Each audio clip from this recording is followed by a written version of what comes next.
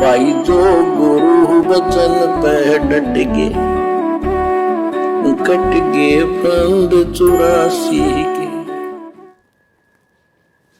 कबीर सागर पद्य भाग में दोहों, चौपाइयों, शब्दों, आरतियों, साखियों में, कविताओं में लिखा है।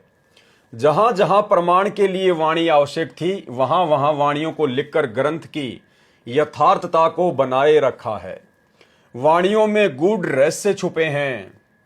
पद्य भाग यानी दोहों, चौपाइयों तथा शब्दों में लिखा होने के कारण मुझदास के अतिरिक्त कबीर सागर के गूढ़ ज्ञान को आज सन 2012 तक कोई नहीं बता पाया। कबीर सागर में लिखे हुए गूढ़ ज्ञान को, गूढ़ रहस्यों को आज तक ना कोई समझ पाया और ना यथार्थ में कोई बता पाया। क्यों नहीं बता पाया भाई और बहनों? क्योंकि जिस कबीर परमात्मा ने धर्मदास जी को निमित्त बनाकर 650 साल पहले कबीर सागर लिखवाया था, उस कबीर सागर के रहस्य को स्वयं कबीर परमात्मा ही खोल सकता है। स्वयं कबीर परमात्मा ही आकर पढ़ा सकता है, बता सकता है, समझा सकता है। जीव के बस की बात नहीं है।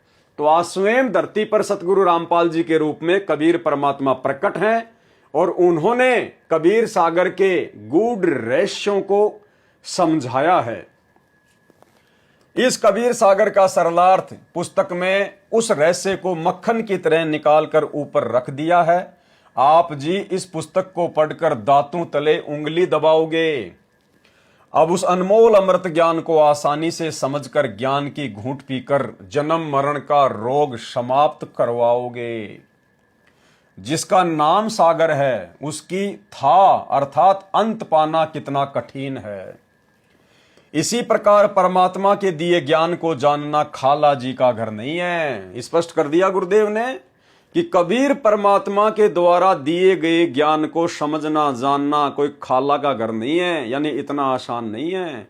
उसको तो कबीर परमात्मा खुद ही प्रकट होकर समझा सकता है। जब तक परमेश्वर बुद्धि ना खोले तब तक एक पंक्ति का भी यथार्थ वर्णन नहीं किया जा सकता। स्वयं परमेश्वर होने के बावजूद सतगुरु रामपाल जी अपने आप को छुपा रहे हैं। जब तक परमेश्वर बुद्धि ना खोले तब तक एक पंक्ति का भी यथार्थ वर्णन नहीं किया जा सकता। यह आप और हम भाई बहनों के लिए है कि जब तक सतगुरु रामपाल जी परमेश्वर हमारी बुद्धि ना खोले तब तक उनके द्वारा सरल बनाकर किए गए अनुवाद को भी समझ पाना बड़ा मुश्किल है, बड़ी टेढ़ी खीर है।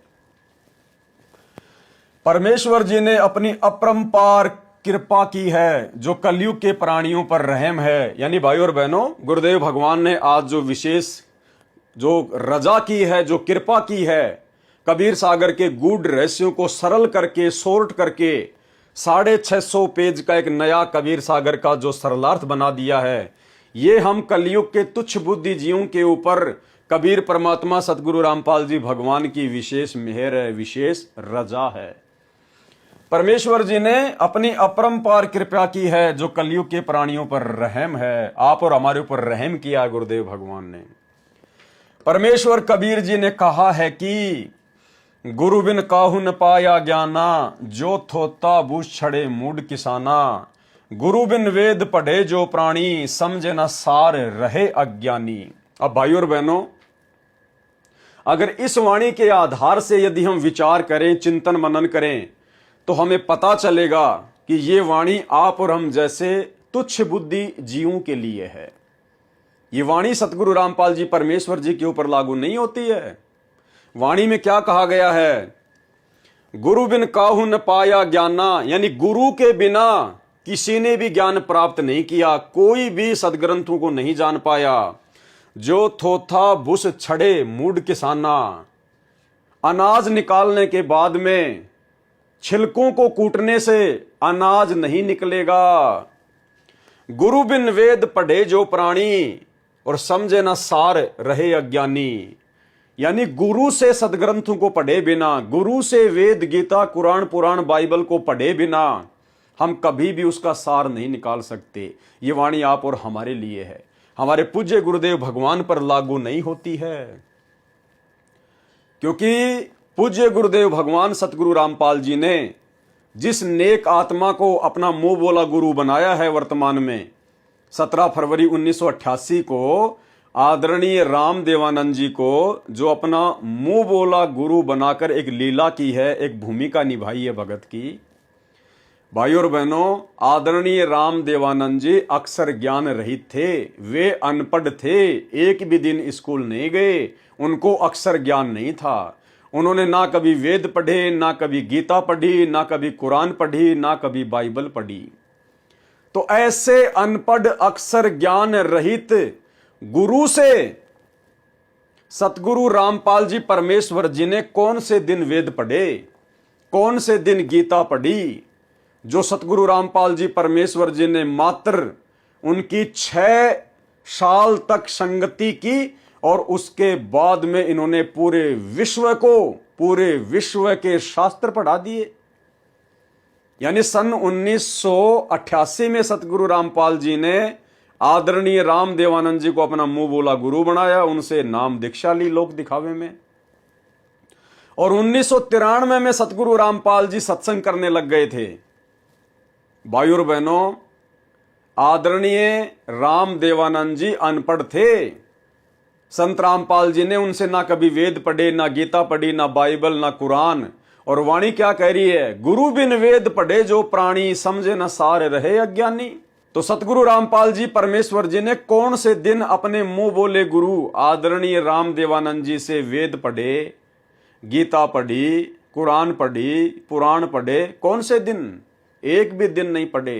फिर सतगुरु रामपाल जी परमेश्वर जी को पूरे विश्व के धर्मशास्त्रों का इतना ज्ञान कैसे हो गया भाई?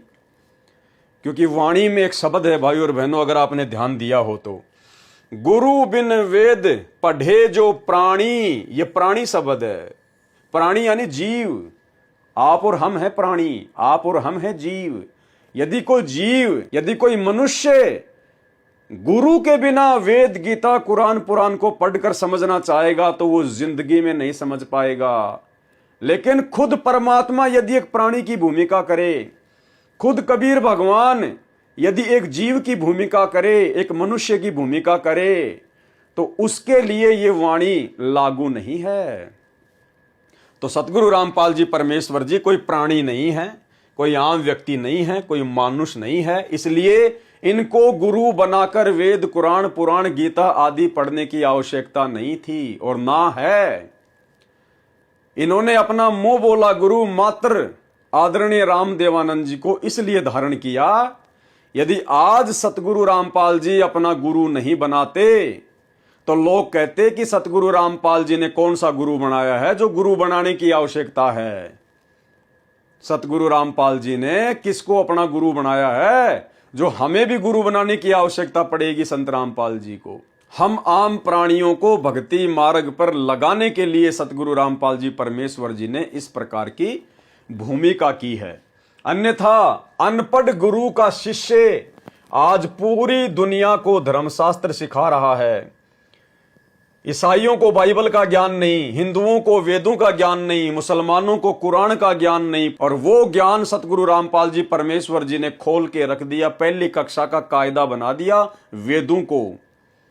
तो भाई जिसका गुरु अनपढ़ है, क्या उसका शिष्य मात्र 6 साल में इतना बुद्धिमान हो सकता है क्या? कभी नहीं हो सकता, जिंदगी में नहीं हो सकता। तो सतगुरु रामपाल जी परमेश्वर स्वयं कबीर भगवान है, परमात्मा है, अल्लाहु अकबर है। इन्होंने केवल लोक दिखावे में आदरणीय राम देवानंद जी को अपना मुंह बोला गुरु धारण किया है, अन्यथा इन्हें गुरु बनाने की कोई आवश्यकता नहीं है, क्योंकि सतगुरु रामपाल जी स्वयं जगत गुरु हैं। जगत गुरु, जाति हमारी जगत गुरु, परमेश्वर है पंथ, और गरीब दास लिखित पढ़े मेरा नाम कबीरा कंत। जगत गुरु उसको कहते हैं जो पूरे विश्व का गुरु हो, जिसको पूरे विश्व का ज्ञान हो, मात्र धर्म ग्रंथों का नहीं, हर प्रकार का ज्ञान, उसको कहते हैं जगत गुरु। और जगत गुरु का भाई कोई गुरु नहीं हो सकता, क्योंकि जगत गुरु की भूमिका इस पूरी सृष्टि में खुद कबीर परमात्मा ही निभा सकता है। अन्य जगत गुरु आपको जगह जगह बैठे हुए मिल जाएंगे, वो जगत गुरु नहीं है, वो तो मनमुखी गुरु हैं। जो गुरु बचन पे डट के कट गए फंद 84 के, कट गए फंद 84 के, कट गए फंद 84 के।